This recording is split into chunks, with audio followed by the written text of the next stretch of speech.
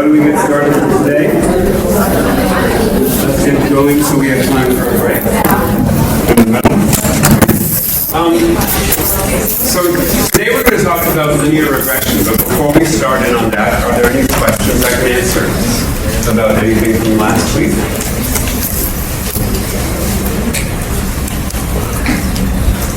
No? Anything at all? Okay. What I have also posted on the page for this week's material here, week 3, I posted a link to a page that has a review of binary correlation. So you covered correlation and, oh yes? I have questions about the review.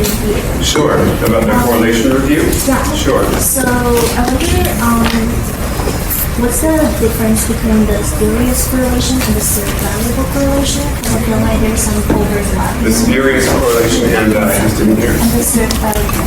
And I didn't hear. The search variable correlation. Oh, the third variable correlation? Okay, so the question was, what's the difference between a spurious correlation and a third variable? Because I feel like, for example, Yeah. we said the ice cream cells and also the number of shark attacks. Right. Those are the example of spurious correlation. Then I feel like it could also be interpreted as search variable correlation. Yeah, so let me go to the slide. Correlation. Right, spurious correlation. So the question is about spurious correlations versus a third variable as a cause. So where's the example? So this is a good example of a third variable as a cause of a correlation. So if you counted over the 12 months of the year in London, the number of ice cream sales in each day of the year, from January to December, and the number of people that got sunburned each day from January to December, and you plotted a correlation between those two measures, a scatter plot between those two measures, you would probably find a very strong correlation, right? A correlation between how many people on a given day ate ice cream and how many people got sunburned. And so, of course, it wouldn't be right to conclude from that, well, that's proof that eating ice cream causes sunburn. Or the other way around, proof that if you go get sunburned, somehow it forces you to eat ice cream. The third variable is the sunny weather. It's sunnier in the summer months, it's warmer outside, so more people go outside, they get sunburned. Also, more people buy ice cream outside because it's hot. Right? So the sunny weather is a third variable that causes both of these other things. So that's a third variable. A spurious correlation is when there's no particular third variable that you can come up with that causes both things to be correlated with each other. They just happen to be correlated. So the example, where is it? Do I have, no. Where's that website? Yeah, spurious correlations. There's a cute website that someone created that comes up with all sorts of spurious correlations. Where's a good one? Popularity of the first name Magui from 2002 to 2022 in black, and ExxonMobil stock price in red. They both vary over time in roughly the same way. And the correlation, did I say what the correlation is? No. If you computed a correlation, you would find a correlation. Here's another one. U.S. household spending on processed fruits from 2000 and 2021, and GMO use in cotton in Louisiana. Not only are they both declining, but they both go down fast and plateau and go up a little bit and go down and then go up again. They're kind of tightly correlated, right? But it's not because there's a third variable that causes both.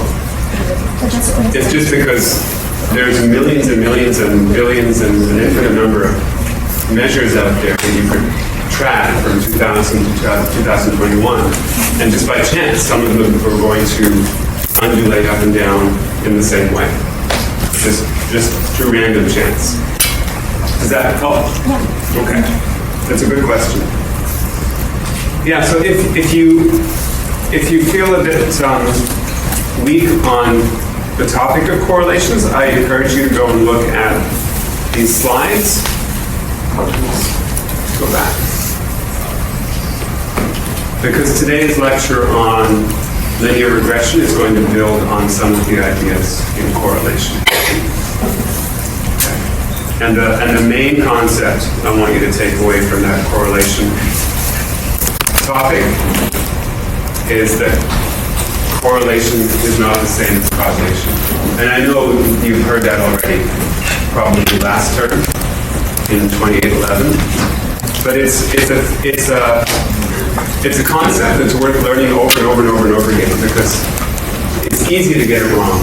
It's easy to fall into that trap, especially if you're interested in there being a causal relationship between two measures. And you go and measure two things and they're correlating, you just want to say, ooh, I found evidence that there's a causal relationship, but it's not. It's just a correlation, and it could emerge for many, many reasons. And you'll see this in the popular press all the time. I remember a newspaper article a few years ago that showed that there was a really tight correlation, I think it was in the US, between a relationship between whether there was a dictionary in the household and the grades of the children in that household at school. Kids who grew up in a house with a dictionary in the house did way better in school. And so the reporter's conclusion at the end of the article was, so, you don't have one, go buy a dictionary and put it in your house.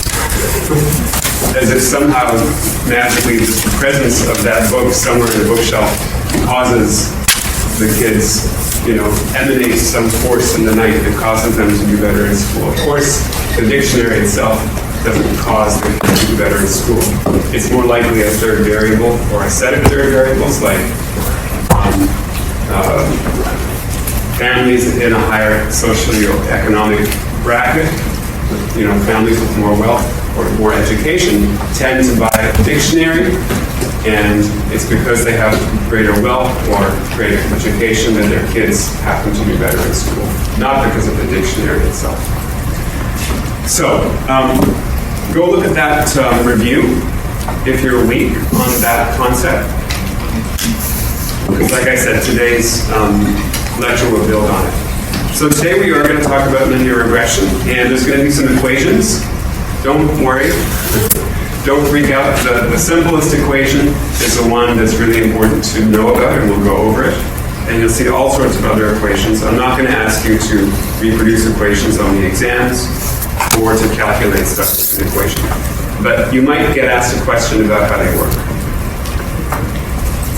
Okay. Just a feature of the slides on this course website. You'll notice, let's go to an example. Whenever there's a code, R code, there it is, in a slide, if you hover your mouse over the box, you'll see a little clipboard icon. If you click that, it copies all the code to your clipboard, so you can then paste it into R or wherever you want. So that's a handy feature. You don't have to try to fiddle around with selecting stuff. You can just click to copy. There's also a site-wide search bar. So if we go to the main site, there's a little search thing. And you can search for anything in the whole course, anything in any of the slides, any of the web pages, any of the homeworks, and it will come up. So let's search for correlation. It'll bring up anything that has to do with correlation. So that's a really handy feature. If you remember there was something that I showed you how to do and you don't remember where it was, you can search for it that way. All right, let's go back to the slides. And I already told you about exporting slides to a PDF. Okay, let's go. So, the bottom line is linear regression.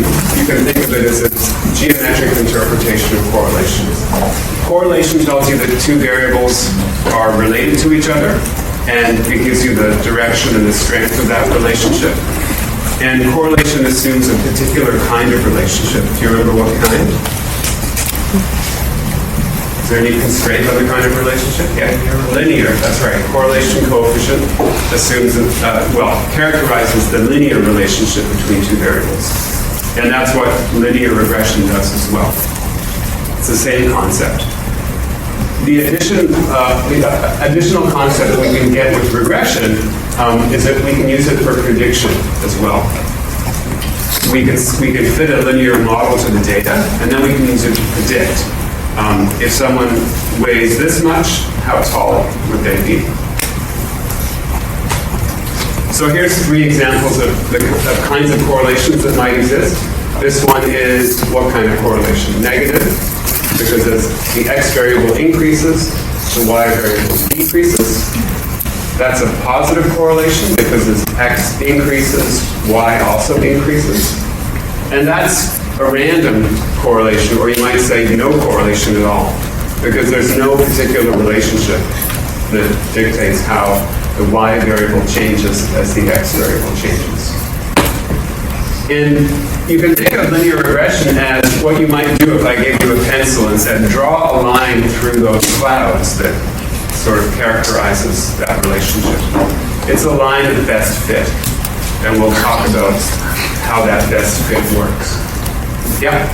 Maybe I'm skipping just a little bit, but determining the correlation coefficient has to depend on how many data.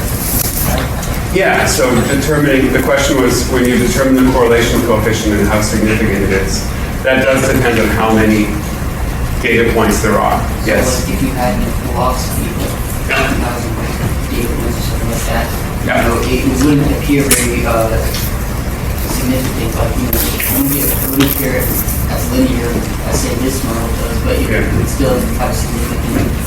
Yeah, so you're kind of thinking if you have a large enough data set, even if the data are really, really noisy like this, if there's even a little bit of a slope to that line, there's even a tiny correlation. If you have enough data, you might be able to detect it.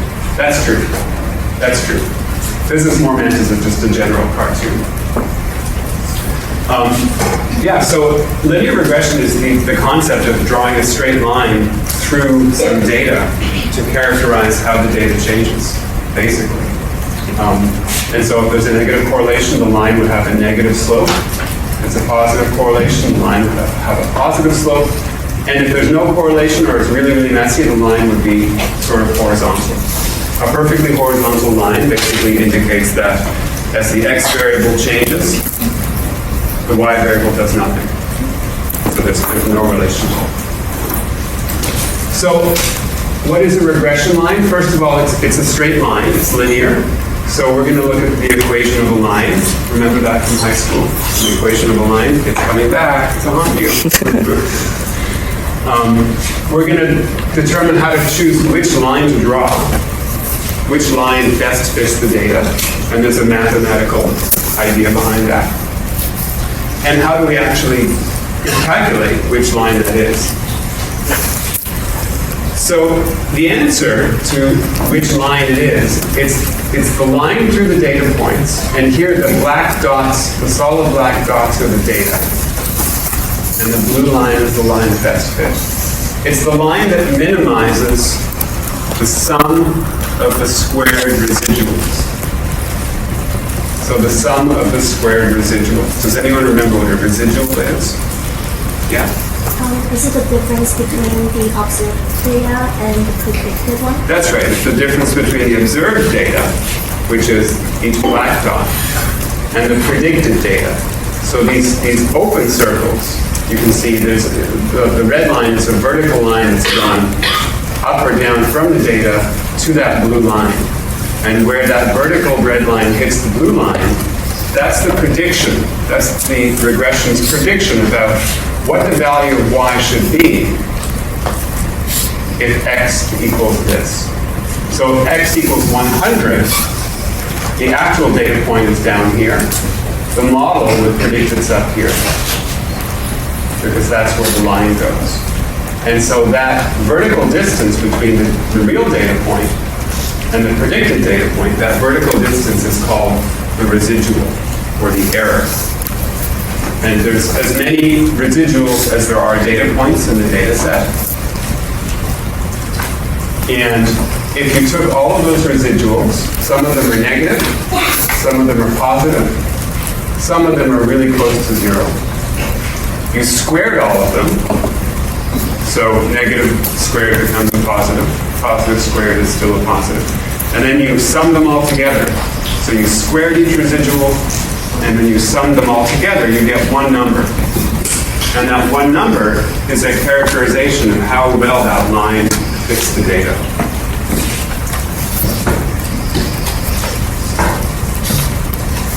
So it's a line that minimizes the sum of the squared residuals. We square them because some of them are negative. And if we just took the sum of numbers that were, some negative, some positive, the negative and positive ones would cancel each other out. And we don't want that. We want to characterize both an underfit or an overfit. So if the regression line went perfectly through each data point, the data fell along a perfect straight line, then you could choose the line that goes right through the data points, and there would be no residuals. The residuals would all be zero, and the error would be zero, and it would be a perfect fit. If the data was a giant messy cloud, then kind of no matter where you put the line, you're going to have a bunch of error. But there's one particular line for any data set. There's one unique line that will minimize the sum of squared residuals. And so that's a handy fact of life. That given a data set, a scatter plot of x versus y, there's one line out there that minimizes the sum of squared residuals. And that's the best fit line. So is that concept okay so far? We have the data points in black. We have a candidate line in blue. Is that the line of best fit? Maybe, maybe not. It's a line. And the red lines are the vertical distance between each data point and the line. And where the vertical line, the red line, hits the blue line, that's the prediction, according to the straight line, the linear model, of what the y variable should be when the x variable is whatever that value is. So notice how it's the vertical distance that is the thing of interest that we're trying to minimize. I mean, in principle, we could have a horizontal distance between each data point and the line. I mean, that would be possible. You could even have a tangential distance, the shortest distance between each data point and the line. Those would also give you lines of best fit, but they wouldn't give you the classic linear regression line. So to put it another way, we have x on the horizontal and y on the vertical. Let's just say, for the sake of argument, that blue line is the line of best fit, according to minimizing the vertical red lines. If we replotted this and plotted x on the vertical and y on the horizontal, we just flipped the axes, we get a different cloud. It's the same data, we just get a different cloud. If we then did linear regression on that cloud, we would get a different line. Not a radically different line, but we would get a different line because those vertical distances would now, in fact, be the horizontal distances here. And that would make the line of best fit slightly different. And so the reason why we use the vertical lines, we're minimizing the distance along the y-axis, is that linear regression is based on a model that's used for predicting the y value based on the value of the x variable. So the x variable is the independent variable, and the y variable is the dependent variable. Yeah? If you didn't know which one you wanted to say was dependent or independent, in that case, would you use the tangential one? Yeah, so the question was if you didn't know or you didn't want to commit in advance to which one was dependent and which one was independent, could you just use the tangential distance to fit a kind of a line in the middle?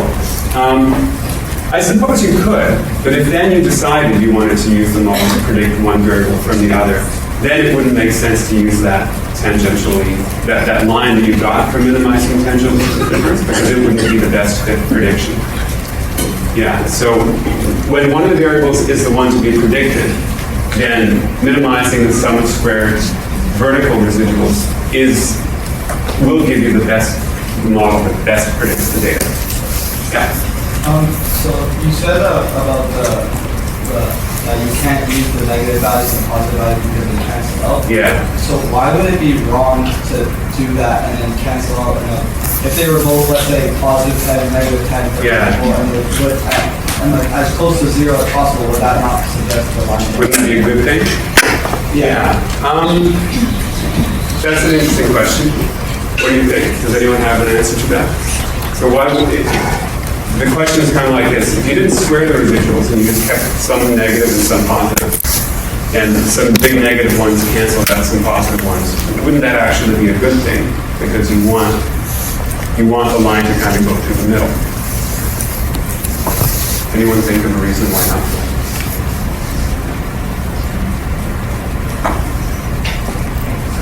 Yeah. Louder. If they cancel each other out, it's kind of pointless.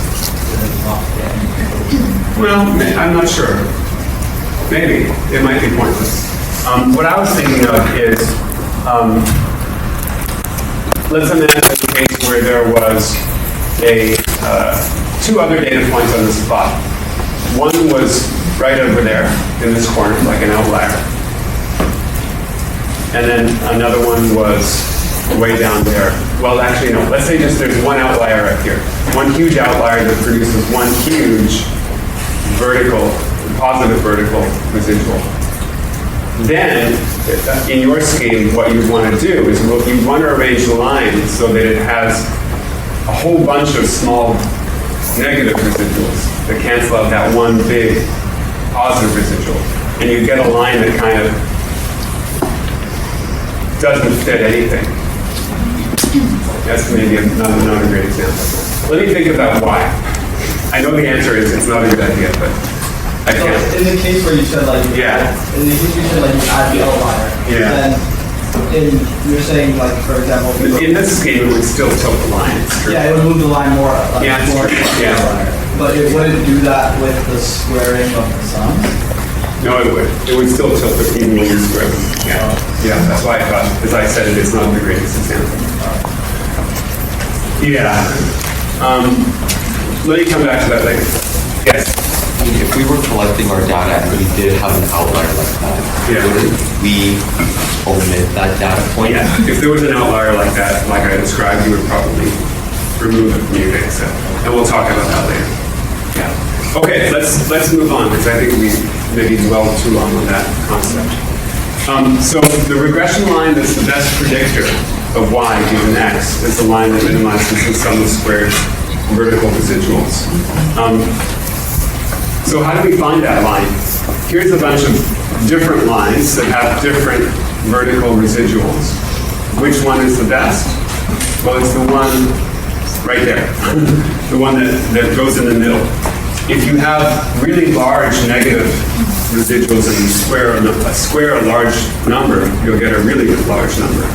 If you have really large positive residuals and you square those values, you'll get a really large value.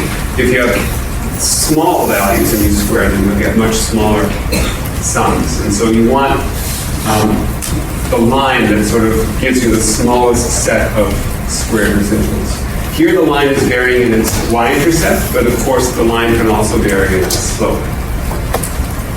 So how do we find the best fit line? So now is the time when we have to remember what the equation of the line is. So here's high school coming back to quantity. You probably learned it first with this kind of notation, y equals mx plus b. Does that ring a bell? Remember that? What grade was that? Grade 12? Okay. Yeah, I remember. It was a lot ago.